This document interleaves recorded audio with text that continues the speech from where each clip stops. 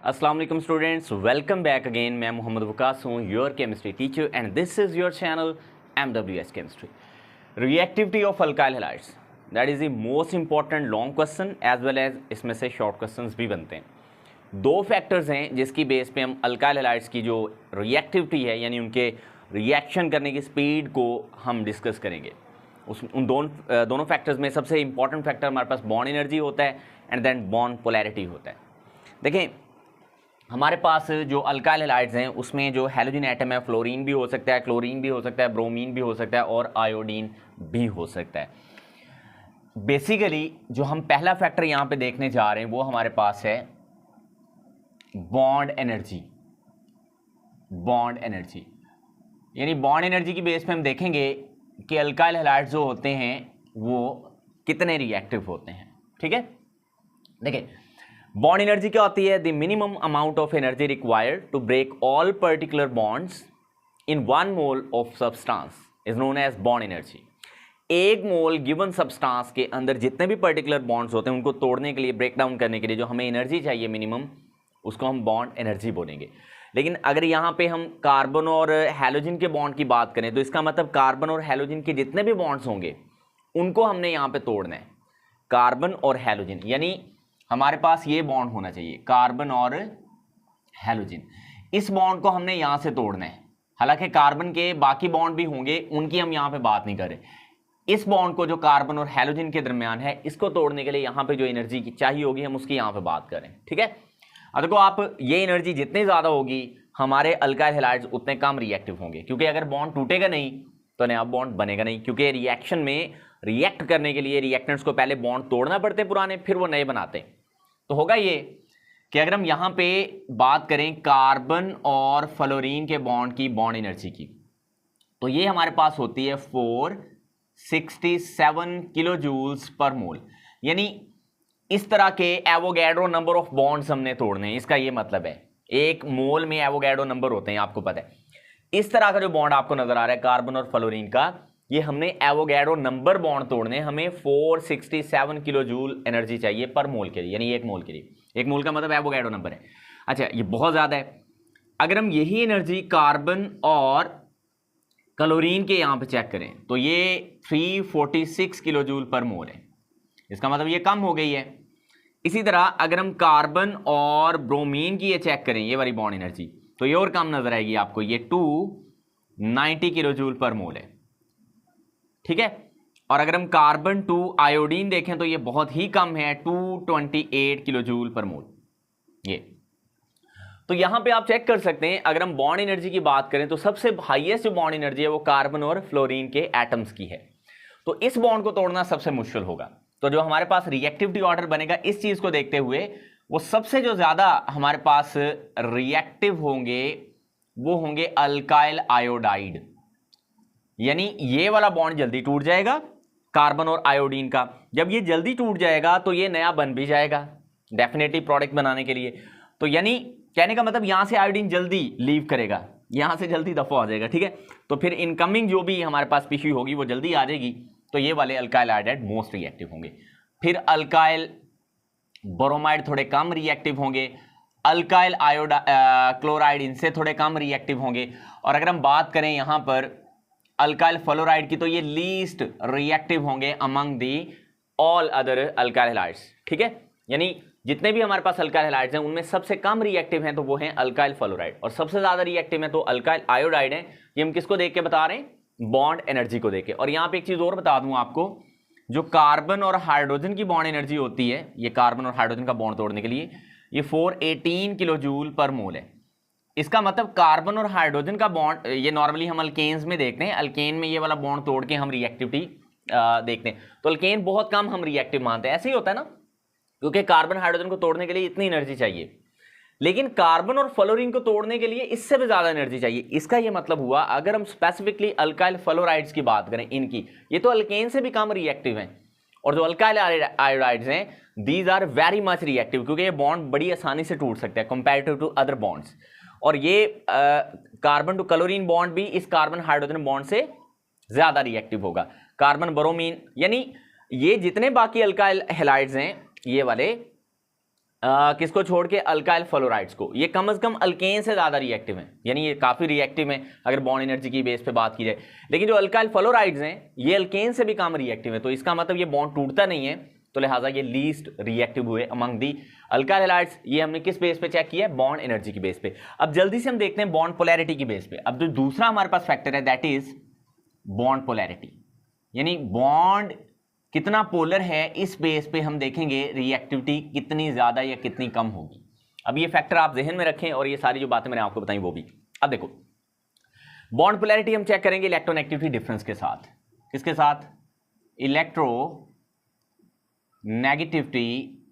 ये अलग अलग शॉर्ट आते हैं और पूरा आए तो ये लॉन्ग आ जाता है, इलेक्ट्रोनेगेटिविटी डिफरेंस। अब ये इलेक्ट्रोनेगेटिविटी डिफरेंस मुझे पता है कि आप सबको पता है ना, मुझे पता है कि आप सबको पता है, फिर भी बता देता हूं। देखें हमारे पास जो फ्लोरीन है वो सबसे ज्यादा इलेक्ट्रोनेगेटिव होता है, 4.0 इलेक्ट्रोनेगेटिविटी। इसका यूनिट नहीं होता इलेक्ट्रोनेगेटिविटी का, पॉलिंग स्केल पर 4.0 होती है इलेक्ट्रोनेगेटिविटी ऑफ फ्लोरीन। क्लोरीन की इलेक्ट्रोनेगेटिविटी हमारे पास जो होती है ये होती है 3.0, ठीक है। ब्रोमीन की ये होती है 2.7 या 8 के करीब होती है, आप 8 लिख लो। और आयोडीन की ये 2.6 या 2.5 भी लिखी जाती है। अब जो हमारे पास कार्बन है जिसके साथ हमने डिफरेंस निकाला है, कार्बन की अपनी जो इलेक्ट्रोनेगेटिविटी होती है वो होती 2.5, हाइड्रोजन की होती है 2.1। ये सारी इलेक्ट्रोनेगेटिविटी वैल्यूज आपको पता होनी चाहिए, ठीक है। अब यहां पर जरा चेक करें, ये हम किस बेस पे बात कर रहे हैं, इलेक्ट्रोनेगेटिविटी डिफरेंस की बेस पे। सबसे जो ज्यादा इलेक्ट्रोनेगेटिविटी डिफरेंस आएगा ना वो आएगा कार्बन और फ्लोरीन का, कार्बन और फ्लोरीन का, क्योंकि कार्बन की इलेक्ट्रोनेगेटिविटी 2.5 है, फ्लोरीन की 4.0। तो जब हम डिफरेंस निकालेंगे 4.0 माइनस 40 लिख दिया मैंने, 4.0 minus 2.5, so the difference will be 1.5। तो हाईएस्ट जो बॉन्ड डिफरेंस आ रहा है वो कहां पे आ रहा है, कार्बन और फ्लोरीन का। तो अगर हम देखें सबसे ज्यादा जो पोलर बॉन्ड होगा वो कार्बन फ्लोरीन वाला बॉन्ड होगा, है ना, और इससे थोड़ा कम पोलर होगा कार्बन क्लोरीन वाला बॉन्ड। तो इस लिहाज से अगर हम रिएक्टिविटी चेक करें तो अल्काइल फ्लोराइड को सबसे ज्यादा रिएक्टिव होना चाहिए, फिर अल्काइल क्लोराइड्स को, फिर अल्काइल ब्रोमाइड को, और इस केस में अल्काइल आयोडाइड को सबसे कम रिएक्टिव होना चाहिए। ये बड़ा एक्सेप्शनल सा हो गया कि इधर हमने रिएक्टिविटी ऑर्डर ये लिखा है कि अल्काइल आयोडाइड सबसे ज्यादा रिएक्टिव है, इधर हम कह रहे हैं कि हमारे पास जो क्या नाम है अल्काइल, किधर गए, अल्काइल फ्लोराइड ये ज्यादा रिएक्टिव है। ये सारा कुछ उल्टा हो रहा है कि वहां बॉन्ड एनर्जी की बात पे अगर हम डिस्कस करते हैं उसकी बेस पे तो अल्काइल आयोडाइड सबसे ज्यादा रिएक्टिव है, और बॉन्ड पोलैरिटी की बेस पे बात करें तो अल्काइल फ्लोराइड सबसे ज्यादा रिएक्टिव है। अब ये क्या हो गया, इसमें ना एक चीज मैं आपको क्लियरली बता दूं, जो डोमिनेंट फैक्टर है जो ओवरऑल डिसाइड करेगा रिएक्टिविटी ऑफ अल्काइल हैलाइड वो तो यही है, बॉन्ड एनर्जी, ठीक है। बॉन्ड एनर्जी को देख के ही हम ओवरऑल जो है वो फैक्टर, बाकी इसका कहां पे इंपैक्ट है वो मैं आपको बताता हूं। तो ओवरऑल जो हमारी कंसिडरेशन है वो यही है, हमारे जो प्रैक्टिकल हमें अप्रोच बताती है वो यही है कि हमारे पास सबसे ज्यादा रिएक्टिव होते हैं अल्काइल आयोडाइड ही, और फिर अल्काइल क्लोराइड, फिर अल्काइल ब्रोमाइड होंगे, फिर अल्काइल क्लोराइड, और फिर अल्काइल फ्लोराइड। अल्काइल फ्लोराइड बहुत कम रिएक्टिव, बहुत कम रिएक्टिव है, least reactive among the alkyl halides, ये बात याद रखनी है, ठीक है। अच्छा, एक चीज आपके जहन में और भी आ रही हो जो आपको कंफ्यूज करी, किस तरह आप कहते हैं फ्लोरीन सबसे ज्यादा रिएक्टिव है, भाई वो अपनी प्योर हालत में ज्यादा रिएक्टिव है फ्लोरीन कंपेयर टू क्लोरीन, ठीक है। यानी ये एक एक्सेप्शन है, फ्लोरीन जो होती है वो क्लोरीन से ज्यादा रिएक्टिव है। ये तो अपनी मॉलिक्यूलर फॉर्म में है ना कि फ्लोरीन ज्यादा रिएक्टिव कंपेयर टू क्लोरीन, यहां पे भी थोड़ा सा रिएक्टिविटी ऑर्डर चेंज होता है। बहरहाल इसको यहां पे हम नहीं डिस्कस कर रहे, हम यहां पे डिस्कस कर रहे हैं अल्काइल हैलाइड्स को। तो अल्काइल आयोडाइड ही सबसे ज्यादा रिएक्टिव है ओवरऑल, हमें पता चला। बॉन्ड पोलैरिटी की बेस पे कौन है, अल्काइल फ्लोराइड, बॉन्ड एनर्जी की बेस पे कौन है, अल्काइल आयोडाइड, ओवरऑल कौन है, अल्काइल आयोडाइड। यानी ये वाला बॉन्ड एनर्जी ही डोमिनेंट हमारे पास फैक्टर है। अच्छा सर ये कब होगा ट्रू, जब इलेक्ट्रोफाइल आएगी ना, इलेक्ट्रोफाइल हम किस चीज को कहते हैं, जिसपे कोई पॉजिटिव चार्ज होगा, इलेक्ट्रोफाइल। जब इलेक्ट्रोफाइल अटैक कर रही होती है ना तो नॉर्मली ये वाला ऑर्डर फॉलो हो सकता है, ये वाला जो मैंने लिखा है ये, ठीक है। लेकिन जो हमारे केसेस में जो हमने स्टडी आगे करनी है उसमें इस चैप्टर के रेलेवेंट या अल्काइल हैलाइड के रेलेवेंट, तो उसमें सबसे ज़्यादा जो हमारे पास अटैकिंग चीज़ होगी वो न्यूक्लियोफाइल होगी। तो जब न्यूक्लियोफाइल अटैक करती है तो यही ऑर्डर फॉलो होता है, न्यूक्लियोफाइल। सर ये न्यूक्लियोफाइल और इलेक्ट्रोफाइल क्या होती है ये भी मैं अभी आपको बता देता हूँ। Electrophile, nucleophile, substrate, leaving group किसको कहते हैं, फिर हम इसे नेक्स्ट लेक्चर में अगली बात करेंगे। तो देखिए जो हमारे पास न्यूक्लियोफाइल है, जब ये आती है तो ये रिएक्टिविटी ऑर्डर फॉलो होता है। इलेक्ट्रोफाइल आए तो ये हो सकता है, फॉलो हो सकता है, मैं ये नहीं कह सकता यही होगा, मोस्ट प्रोबेबली फिर सबसे ज़्यादा पोलर यही है तो ये ज़्यादा रिएक्टिव होना चाहिए। लेकिन फिर भी ओवरऑल जो हम बॉन्ड ऑर्डर निकालते हैं वो किसको देख के ही निकालते हैं, बॉन्ड एनर्जी को। तो फिर भी एट द एंड हम किस बात पे पहुंचे, कंक्लूजन हमारा यही है कि हम ओवरऑल बॉन्ड एनर्जी की ही बेस पे रिएक्टिविटी ऑर्डर लिखा करेंगे। तो alkyl iodide are the most reactive among the alkyl halides और alkyl fluoride are the least reactive. तो मेरा ख्याल है कि ये बात आपको समझ आ गई है, ठीक है जी। तो लीस्ट रिएक्टिव हो गए। अब आप इसका ले लें स्क्रीनशॉट। मैं अपना जो है मुंह शरीफ थोड़ा साइड पे कर लेता हूँ, बल्कि अपने आप को सारे को साइड पे कर लिया मैंने। इसका स्क्रीनशॉट ले लें। अब मैं आपको थोड़ा सा 5 मिनट के अंदर इलेक्ट्रोफाइल, न्यूक्लियोफाइल, सबस्ट्रेट और लिविंग ग्रुप के बारे में बताता हूँ कि वो क्या चीज़ें होती हैं, ठीक है जी। चंद मिनट सब आपके दरकार हैं। न्यूक्लियोफाइल, इलेक्ट्रोफाइल बहुत ही इंपॉर्टेंट टर्म्स हैं, ये पेपर में पूछता है। इसके अलावा सबस्ट्रेट क्या होती है और लिविंग ग्रुप क्या होती है वो भी साथ में आपको बताऊंगा। देखो जो न्यूक्लियोफाइल है ये बेसिकली वर्ड निकला है न्यूक्लियस लविंग से। न्यूक्लियस, देखें न्यूक्लियस के लिए भी लव हो रहा है, न्यूक्लियस लविंग। तो जैसे न्यूक्लियस लविंग से निकला है न्यूक्लियोफाइल। अब आपको पता है न्यूक्लियस पर पॉजिटिव चार्ज होता है, मतलब एटम है हमारे पास, एटम के सेंटर में न्यूक्लियस है और ये शेल्स होते हैं यहाँ पे K, L, M, N and so on according to Bohr's model. तो nucleus loving means positive charge loving, this is, इसका अल्टीमेटली मतलब ये हुआ positive charge loving, positive charge loving. इस तरह याद रखना भी आसान रह जाता है, न्यूक्लियस लविंग न्यूक्लियोफाइल, ठीक है। इसका मतलब जो न्यूक्लियोफाइल खुद होगी उसके पास इलेक्ट्रॉन की रिचनेस होगी, वो इलेक्ट्रॉन रिच होगी, उसके पास इलेक्ट्रॉन ज़्यादा होंगे, वाफर मिकदार में होंगे। तो हम ये कह सकते हैं ये इलेक्ट्रॉन रिच स्पीशी को हम बोलते हैं, इलेक्ट्रॉन रिच स्पीशी होती है, which can donate pair of electron, जो कि पेयर ऑफ इलेक्ट्रॉन दे सकती है, can donate pair of electrons. अच्छा ये बात एक और आपने याद रखनी है, वो याद क्या रखनी है, जाहिर बात है ये अपना पेयर ऑफ इलेक्ट्रॉन देगी तो जाहिर बात बॉन्ड तो फिर बनेगा ही ना। तो इसका मतलब इसके पास इलेक्ट्रॉन रिच हैं, या तो ये नेगेटिवली चार्ज होगी या फिर ये न्यूट्रल होगी। सर ये क्या बात आपने कर दी, न्यूट्रल कैसे होगी, नेगेटिव चार्ज वाली तो बात समझ आती है, बताता हूं। देखो या तो ये होगी नेगेटिवली चार्ज यानी नेगेटिव होगी, या ये फिर होगी न्यूट्रल।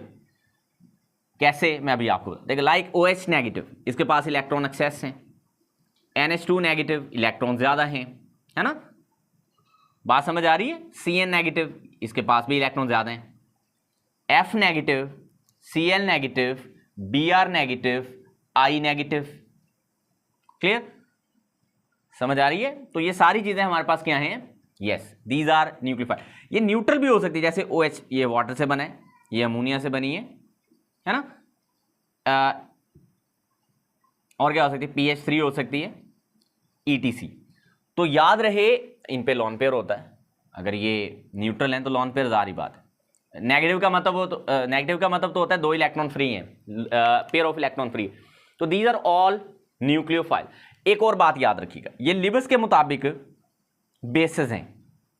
अगर आपको लिविस के मॉडल का पता है, एसिड बेस मॉडल का कॉन्सेप्ट का, तो उसमें आपने पढ़ा होगा जो चीज़ इलेक्ट्रॉन पेयर डोनेट करती है उसको लिविस बेस बोलते हैं।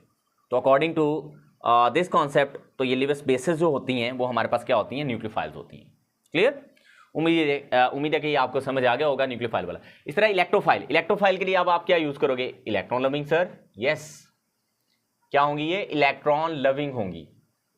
फिर क्या मतलब हुआ, इलेक्ट्रॉन पे नेगेटिव चार्ज होता है तो ये इलेक्ट्रॉन से लव करने वाली है, अफेक्शन उसके साथ शो करती है। क्या हुआ, इस पे पॉजिटिव चार्ज होगा, है ना। तो पॉजिटिव चार्ज लविंग, इसका मतलब ये होगा फिर negative charge loving. Electron loving का मतलब क्या हुआ फिर, negative charge loving, negative charge loving, ठीक है।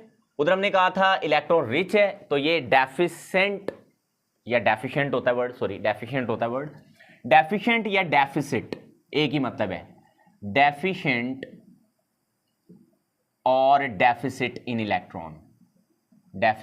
इलेक्ट्रॉन, इलेक्ट्रॉन की इसके पास कमी होगी, ठीक है, यहां पे हमने क्या लिखा था, इलेक्ट्रॉन रिच होती, तो यहां पे क्या होगी, इलेक्ट्रॉन की कमी होगी। Can accept pair of electron, यहां पे हमने क्या लिखा था, can donate pair of electron, तो जब ये इसके पास इलेक्ट्रॉन की कमी है तो can accept pair of electron, तो ये पेयर ऑफ इलेक्ट्रॉन को एक्सेप्ट कर सकती है। और इधर हमने क्या लिखा है, नेगेटिव या न्यूट्रल होगी, ये पॉजिटिव होगी, पॉजिटिव, या फिर ये न्यूट्रल होगी। ये जो हमने बेंजीन वाला चैप्टर पढ़ा उसमें काफी सारी हमने इलेक्ट्रोफाइल्स पढ़ी थी, बताता भी हूं, लाइक हमने नाइट्रोनियम आयन पढ़ी थी इस तरह से, सही है, ये हमारा Cl क्लोरोनियम आयन थी वहां पे, ब्रोमोनियम आयन Br पॉजिटिव, तो ये सारी हमारे पास इलेक्ट्रोफाइल्स हैं। सर आपने ये नेगेटिव भी लिखी हुई है, ये दोनों हो सकती हैं, ये कंडीशन के मुताबिक डिपेंड करता है, दोनों हो सकती हैं। तो यहाँ NO2 पॉजिटिव है, Cl पॉजिटिव, इस तरह कार्बोकेटाइन भी हो सकती है, जैसे CH3 पॉजिटिव है, ये कार्बोकेटाइन है, ये भी हमारे पास क्या है, एक इलेक्ट्रोफाइल है। इलेक्ट्रोफाइल हमारे पास न्यूट्रल भी हो सकती है, जैसे BF3 है, इसके पास इलेक्ट्रॉन की कमी होती है, BF3 के पास AlCl3 है, वगैरह वगैरह, ठीक हो गया। So these are called electrophiles. और ये लिविस के मुताबिक क्या होंगी फिर, हाँ शाबाश, लिविस के मुताबिक ये एसिड हुई, तो ये लिविस की एसिड्स भी हैं, ठीक है। अब हम अपने आखिरी कॉन्सेप्ट पे आते हैं, और वो है हमारे पास कि सबस्ट्रेट हम किसको बोलेंगे, सबस्ट्रेट किसको कहते हैं, लिविंग ग्रुप क्या होता है, और न्यूक्लियोफाइल क्या होती है। अब जरा इसको देखें आप, देखें फॉर एग्जांपल हमारे पास ये कार्बन है, अब कार्बन का बॉन्ड हैलोजन से बना है X के साथ, और इधर कार्बन के बाकी बॉन्ड कहीं और बने होंगे, हाइड्रोजन के साथ भी बने हो सकते हैं, किसी और के साथ भी, हाइड्रोजन के साथ ही होंगे या कार्बन से ही होंगे।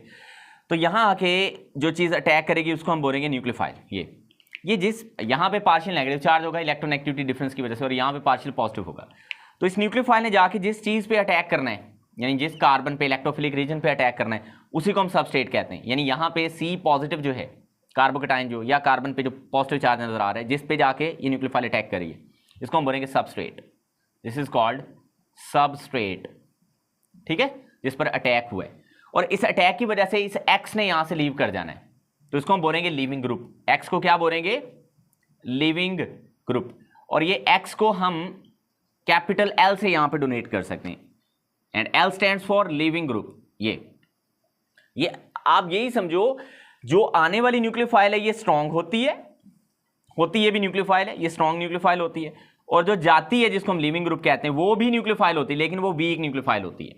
Leaving group must be a weak nucleophile, और इनकमिंग या attacking nucleophile must be strong, तभी ये पॉसिबल होगा। देखो ये जो न्यूक्लियोफाइल जो अटैक करी जाके कार्बन पे, वो कार्बन होगा सबस्ट्रेट, जो यहां से लिविंग ग्रुप जा रही वो होगी न्यूक्लियोफाइल ही, लेकिन वो होनी चाहिए कमजोर, क्योंकि कमजोर है तो जाएगी ना, और स्ट्रांग है तो आएगी, तो attacking nucleophile must be strong.